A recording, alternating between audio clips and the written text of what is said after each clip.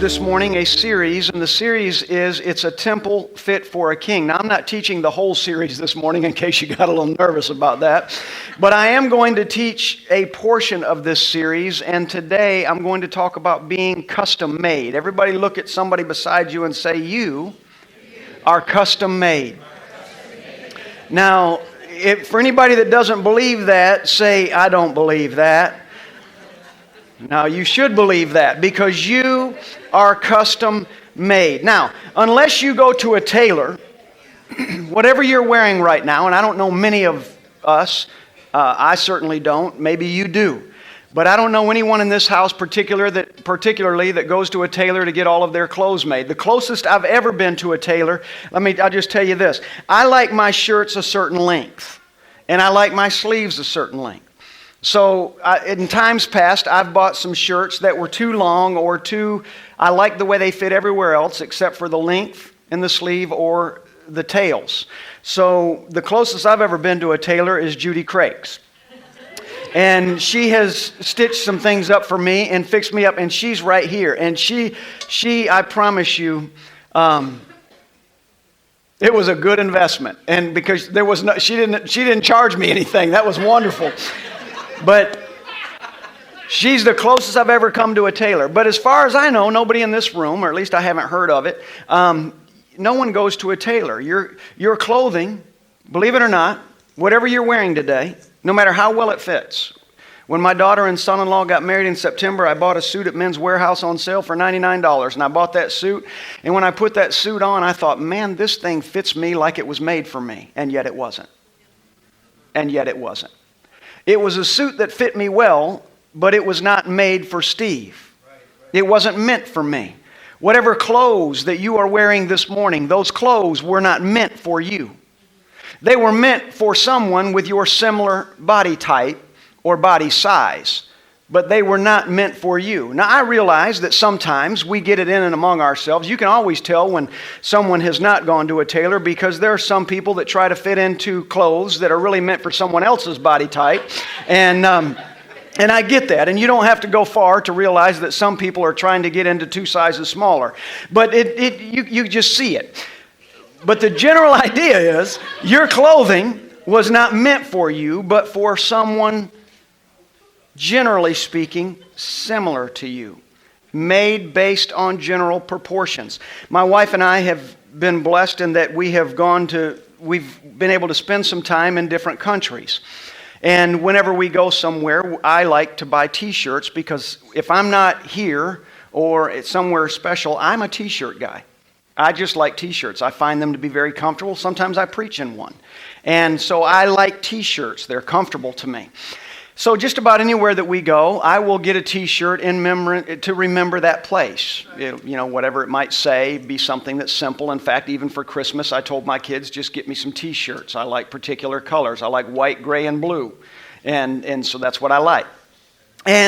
But what I realized is in these different places that we have visited, when we were in Europe, and I would buy, because I wear a medium, not that you need to know that, but I wear a medium mostly, and depends on if it's Christmas, Thanksgiving, or summertime. But normally I wear a medium. And so I would go and I would get a t-shirt that was a medium in Europe and find out that a medium in Europe wasn't the same as a medium in the U.S. And then we spent some time in Central America.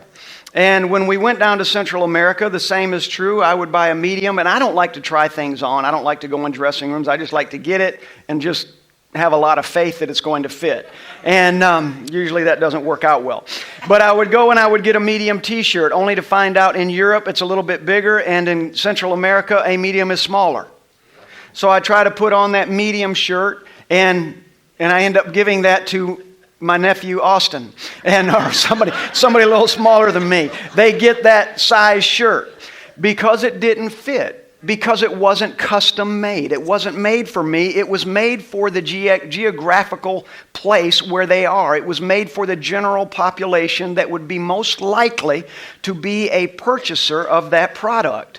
So it was made with an idea in mind. And the same is true for suits. You go to J.C. Penney, you go somewhere, if it's not custom made, it's going to be 44 long, 44 short, 44 regular, whatever it might be. But it's not going to be the same in those places. I'm a 38 regular. But a 38 regular in one place is not going to be the same somewhere else. So the nature of this thing is that it's not custom made. But we are. We are. Again, look at the person beside you and say, you have been custom made. I want to read to you beginning in 1 Corinthians chapter 3, and I'm going to start with verse 16. Turn with me there if you would, please. 1 Corinthians chapter 3, beginning with verse 16, says this. Do you not know that you are God's temple and that God's Spirit dwells in you? If anyone destroys God's temple, God will destroy him. For God's temple is holy. Everybody say, God's temple is holy. Now, again, I like to have you look at people because I like you to make declarations. Look at somebody near you, if you're near somebody, and just say, you are God's temple. Now, you got to believe that. If you're sitting somewhere by yourself, just say it to yourself. Put your hand. Everybody, do it this way. Put your hands on yourself. Say, I am God's temple. Now, do you believe that this morning? Now, here's the thing about God's temple. It doesn't come in small, it doesn't come in medium, and it doesn't come in large. The size is not going to be different in the United States than it is in Europe, than it is in Central America, or wherever else someone might have been. The size doesn't vary. You are God's temple, and you have been custom made, and you are specific not to a geographical region, but to a purpose. In the natural, everything is measured by what is around it. In the spirit, everything is measured by intent. So when the Father created you, He created you and He created the temple that you are with intent. And He formed you to be a temple with intention. The intention being, this is what I want from this temple. I'm going to build it. It's sort of like building a house. We have people in this room right now that are building. There's a lot of building going on in the world today, or the United States today. There's a boom. So there's a lot of building going on. In every room, when someone designs a house, and they look at that, every room is designed with intent. They look at that room and they say, what I intend to do with this room is to make it an office. What I intend to do with this room is to be a baby bedroom, a nursery. What I intend to do with this room is to be a dining room. I intend to put a table in there that's X length. And if I want to put a table that will seat 10 people, I need to make sure that the dimensions of this room match the intention that I have for this room. And that is what the Father has done with you and me. When He created us, we have each one of us, when He breathed into us, we were custom made. When you look at yourself in the natural, you might wonder, is this what you intended me to look like? It's not about what you see in the mirror. It is about what you do with what you see in the mirror. It isn't about the reflection that you get. It is about what you do with the intention that you were created for. So again, he said, do you not know that you are God's temple and that God's Spirit, everybody put your hands on yourself again and say this, God's Spirit dwells in me. That's pretty profound. I am the temple of the Most High God. Now, if you came in this morning believing that you came to a temple, a building that is a temple, then you are going to be sorely disappointed because the mysteries and the miracles and the signs and the wonders that God does, He does not do in a building. He does it in His temple. And His temple is what you are. He does His signs, He does His miracles, He does His wonders in a temple prepared for signs and wonders and miracles. And you, everybody say, and I am that temple. So say this, so in me, I've been custom made for signs, wonders, and the miraculous. Yes, you have. You have been custom made to house signs, wonders, and the miraculous. God wants to do amazing things in your... we got to go. There we go. We're going to strike. Let's strike, baby. So he said, if anyone destroys God's temple, God will destroy him. God says this, Yahweh says this about your temple. He said, man, I made you. I made you, Sydney. He said, I made you. And I love my dwelling place. I made you a dwelling place. And I like being seated on the throne of who you are. Said, I made you, Seth. I made you. And when I sit in the throne of who you are, it fits me. I sit down and it fits me. And then, see, what we don't want to do, though, what we don't want to do is look at the throne of who He made us to be, the temple that He made us to be, and say, well, I don't like the colors. I don't like the design. I think I'm going to move this throne out, and I'm going to bring another one in. See, the Father doesn't want that. What He wants us to do is learn how to grow into the temple that He created us to be. To not invite into that temple things that will contaminate the seat that He wants to sit on. Things that will inhibit the miracles that He wants to do with the intention, because that's His intention in the temple. He doesn't want us to invite things into His temple of which we are. Put your hands on yourself. I am that temple. I am God's temple. He doesn't want you to invite things into that temple. Can somebody hear me this morning? He doesn't want you letting things come through the door of that temple that will contaminate that throne or inhibit the miraculous or the signs or the wonders. He wants us to own that temple and to possess that temple and to oversee that temple in such a way that the Father says, I want to remain seated in that place. He said, if anyone destroys my temple, then I will destroy him. For God's temple is holy. He says this about your temple this morning, and I'm going to ask the question that I would think he might ask. Chris, how are you maintaining that temple? If I'm a temple fit for a king, first let me answer that question. Do I believe, you answer that question. Do you believe that you are a temple fit for a king? Don't answer out loud. If yes, press on. But if somehow you feel like you're not a temple fit for a king, and the answer was no, I'm not yet, then let's get the furniture in its proper place. Let's get this thing right today. Amen? So that we are a temple fit for that king. So, Chris, what do you do? What do you believe about this temple that you are? Do you believe that you are the temple of God? You believe that? And if you believe that you are the temple of God, do you believe that you might want to pay attention to the details of the temple that you are? Do we believe that we might want to be aware of what we might be hanging on the wall that might offend the one who dwells in the temple? Am I moving furniture in that might be offensive to the one who dwells in the temple?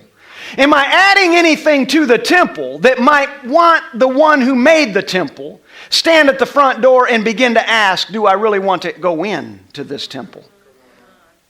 Is there anything in this temple that would defile me? And if there's anything in that temple that might defile me, what might I do to get them to see again that that picture, that piece of furniture, that flooring that they've chosen does not honor me? It might not be sinful, but it doesn't honor me. Is anybody hearing what I'm saying this morning? So the only way, I believe, at least this is how Holy Spirit showed me this about being custom made. There's this way of living that happens in a person's life, and it is this. Only because I'm going to use things that I'm familiar with. It might be different for you. You might have different examples. Let me use what I'm familiar with. I lived in a religious system for some time. And in that religious system, what I found about that religious system was that it was always trying to change my behavior. So it required something of my behavior. You don't wear pants, you don't wear jewelry, you don't wear whatever it might be. You don't say these things, you don't do these things, you don't go to these places. And they were trying to change my behavior, so they understood that I'm the temple, but they tried to change my behavior to become that temple without changing my thinking. Changing behavior does not change thinking. Changing thinking changes behavior. In the military, for the brief time that I was in the military, I knew enough about this, and I've known enough people that have been in the military to know this. What the military does is very similar to what the religious system does. The military doesn't say, they're not interested in changing your thinking. They're just going to change your behavior. When I got off the bus in 1984 in San Antonio, Texas, when I got off of that bus and I still had hair, and I got off of that bus and they made us all stand in a row and they began to say ugly things about our mamas and our cousins and our aunts, and they began to say all of those things, and we were standing there and everybody's sweating great drops of blood, and we're sitting there and it's about 2 o'clock in the morning, because it's always 2 o'clock in the morning when you arrive at the station. And then they said, just follow us and go down there, and I don't want to hear a peep, and blah, blah, blah, blah, blah. You did what they said because you were afraid that what they said about your mama was true. Or you were afraid about what they said they might do to you might be true. So we walked down that row, and listen, up until that time, I had never taken a shower with 22 men. Nor have I since.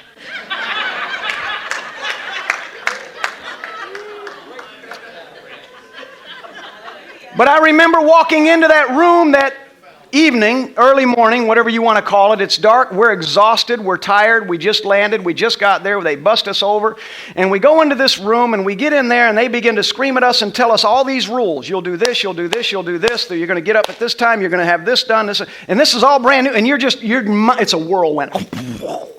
There's a hurricane going on in your mind. And you thought, man, I thought this was orderly, I didn't know this was chaos, and it was a lot. We get in that room, and about 5 minutes into that room, he said, y'all stink. I want everybody naked and in that shower. You got 5 minutes to take a shower. There's 22 of us in a room with 8 shower heads. Do you know what we did? We didn't shower. We didn't get in. Nobody used soap. There's 22 booties. And all we did was walk through the water, dry off, throw our clothes on, and come back into that room because we were terrified. If I did not get back in there in 5 minutes, I'm in trouble. We were terrified. You didn't even have time to be embarrassed. Maybe you had time to be embarrassed.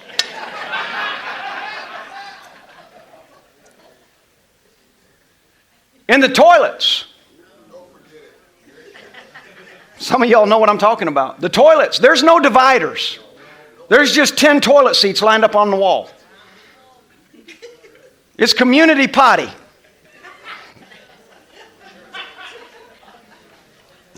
But they're telling us this is what you're going to do, and you did it because your behavior changed instantly.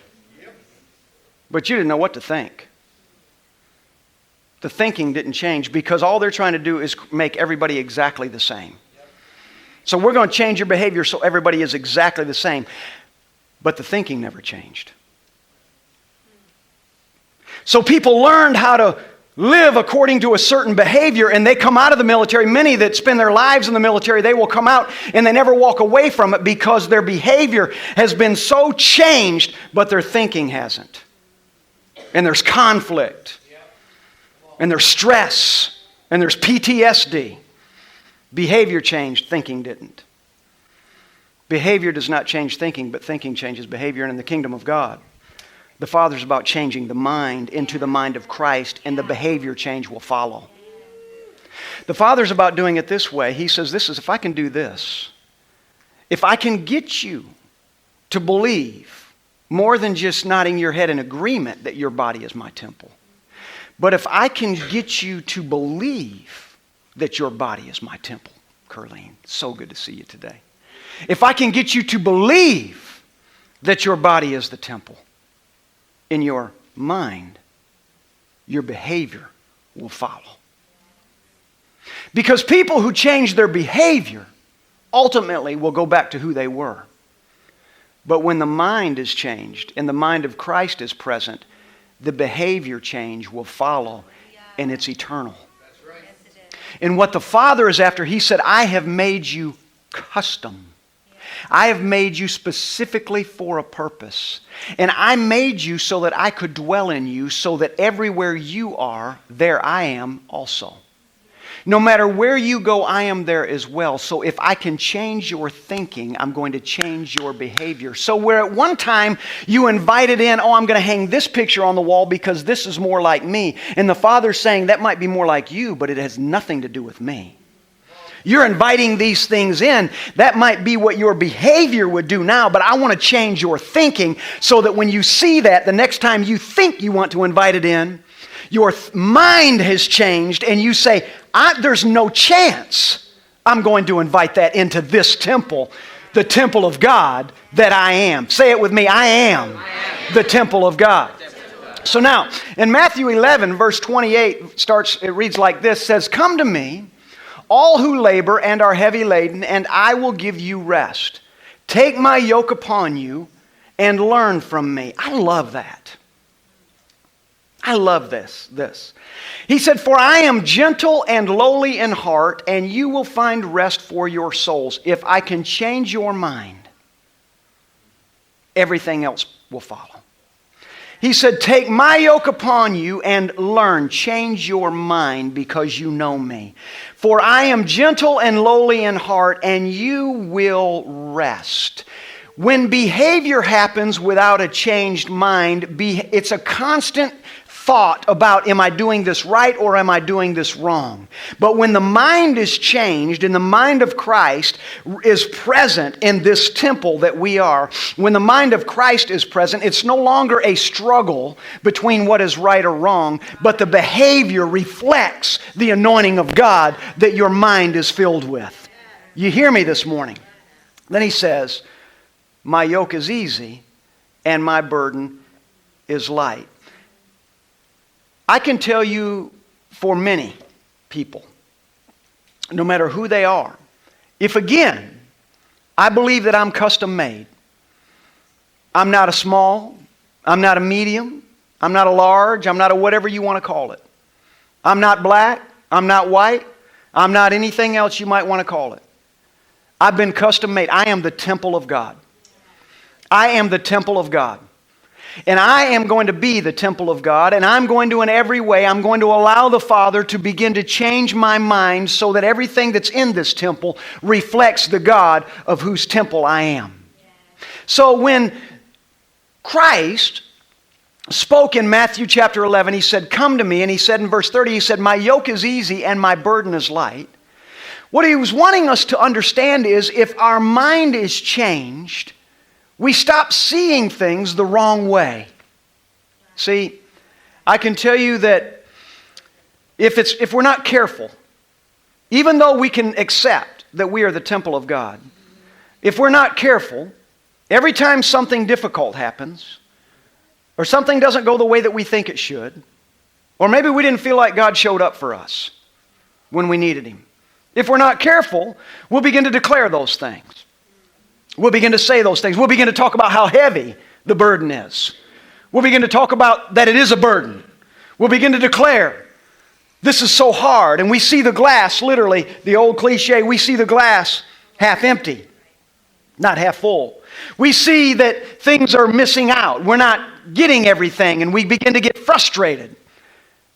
But Jesus said, follow me. If you will learn from me, if you can learn from me, that temple that you are will be furnished in such a way that I am honored in your rising up and in your lying down. If you will learn from me even on the day when things aren't perfect. Has anyone had any of those lately? He said, if you will learn from me even on the day when things don't go exactly the way that you think they should. Maybe your kids didn't respond to you the way you wanted them to. Maybe your husband or your wife. Maybe your mom or your dad. Whoever. Your employer, your employee. See? Sydney is identifying a situation right now with her mama. In jest. So we shall assume. No, I'm just kidding. But no matter what you've gone through, no matter what you've dealt with, if we can accept that Christ showed us how to do this. Can I ask you a question? Do you think in any way that Christ did not have a burden? Can we assume in any way that his yoke really was easy? And we're talking about a man who sweated great drops of blood. Not just drops of blood, big ones. We're talking about a man who asked, if there's another way, let it be. We're talking about a man who, when he came to earth, he knew why he came. He might not have known the moment, but he knew in my coming, I am going to die, I'm going to be killed, and it's going to be a terrible death. And I'm going to be in pain, and I'm going to suffer, and all these things are going to happen. Can we honestly say that his yoke was easy? Can we honestly say that his burden was light? No. But what we can say is he understood he was a temple of God. What we can understand is he said, I am my Father's, and my Father is mine. What we can understand is that when he says, when you've seen me, you have seen the Father, because this temple reflects the intention of my daddy. And he said, because of that, he said, I'm not thinking about the thorn of crowns that are going to be shoved on my head. Because of that, because I know whose temple I am, and because I know what I invite in, and I know what I keep out, he said, because of that, I'm not thinking about the road that I'm going to walk down carrying a heavy cross on my back. I'm not thinking about the cat of nine tails that are going to be laid to my flesh. I'm not thinking about the nails that will be driven into my hands and into my feet. All of that, to me, that's not a heavy burden. That's a burden unbearable. It's even worse.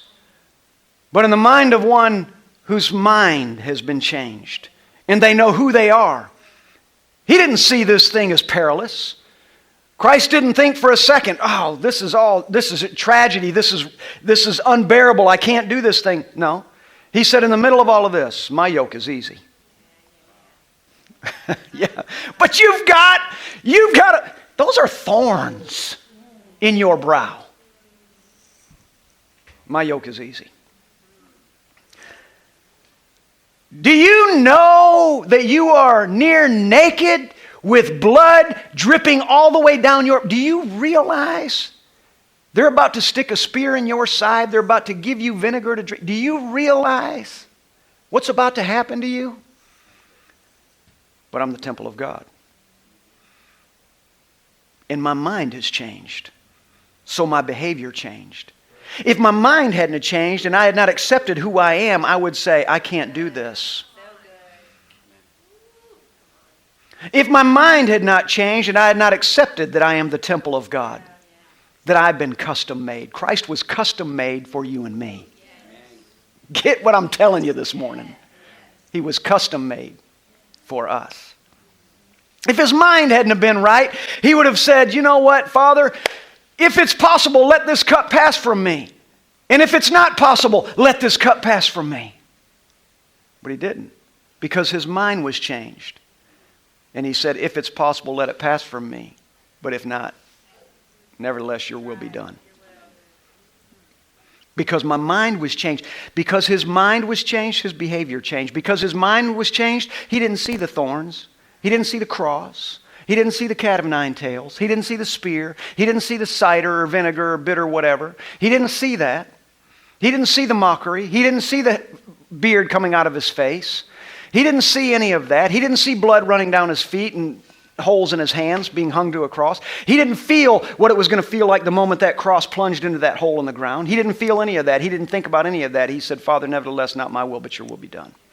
Because my mind has been changed. So in the middle of all of that, while all of that is going on, he says, people, my burden is easy. My yoke is easy.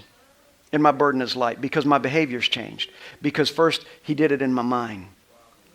And he made me understand who I really am. And because I have chosen to let him change my mind.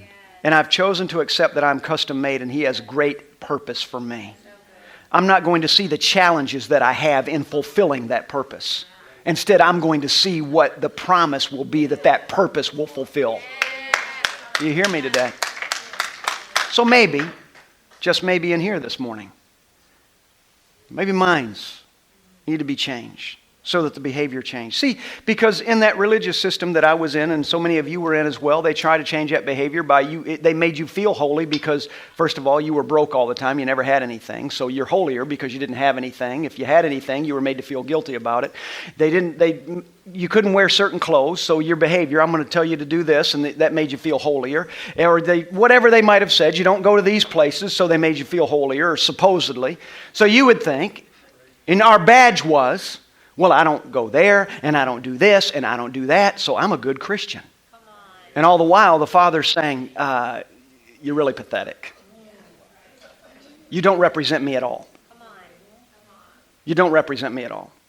Because it isn't about what you're wearing, and it isn't even about where you're going. It's about what you are allowing into your temple. And what are you inviting into your temple? And are you changing your mind? Because behavior doesn't change my thinking. And see, I need my thinking. You need your thinking changed. We need to think about it. We need to see ourselves not as, you know what, oh, pity me. See, and this is religion. If religion wore the wrong clothes on Monday, or happened to sneak an earring in, or happened to go see Desperado,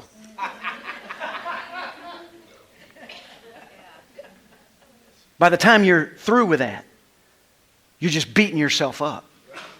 Oh, my yoke is heavy.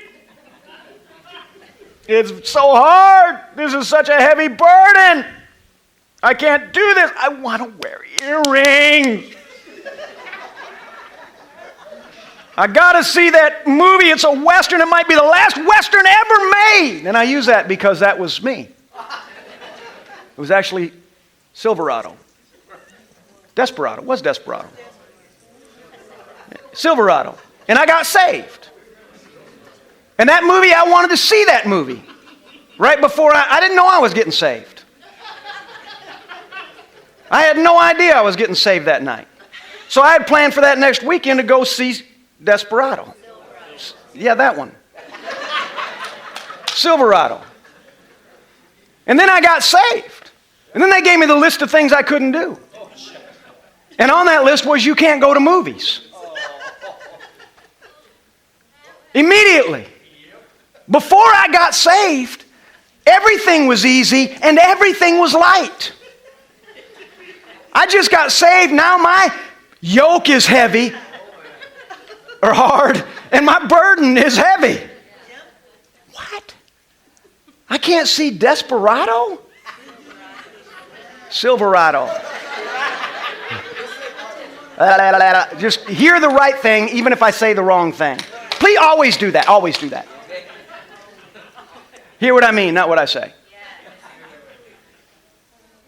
But see, here's the thing.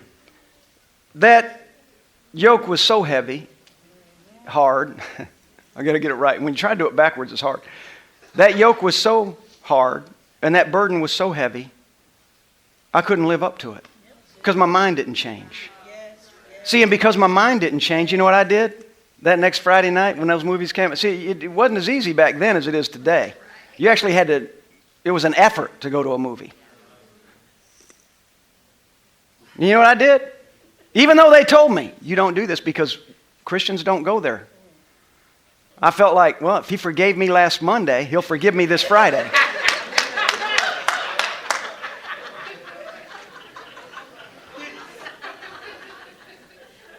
And I went and I saw Desperado. But you know what? Coming out of that theater, in fact, I saw it with a pastor's son. But I came out of that movie and I felt horrible. But I only felt horrible because the pastor's son felt horrible. Oh, my dad is going to kill. His dad was, my dad's going to, he's going to kill me. He's going to kill us. He's not killing me. I'll go to another church. You can't do that. But my behavior didn't change because my mind didn't change. My mind didn't change. But every time I would do something that was against their rules, and I never signed the document, but because I never did, still, even going there, I didn't understand what an easy yoke and a light burden was. Because everything was heavy and everything was hard. Every single decision. Because my temple wasn't custom made. I never saw it as custom made. I saw my temple as just a medium. It fit anybody at any time. It wasn't special. But that isn't the way God is. Every single person that's breathing in this room and online today, every single one of you, you have been custom made. You have been custom made, and you have been custom made to be a temple fit for a king. And that king is the Christ. And he wants to dwell in you, and he wants you to learn. He said, my yoke is easy and my burden is light. Learn from me how to let me change your mind, and your behavior will follow. Don't create a rule that you can never keep. But if you will change your mind, your behavior will follow. Begin to see me for who I am, he says.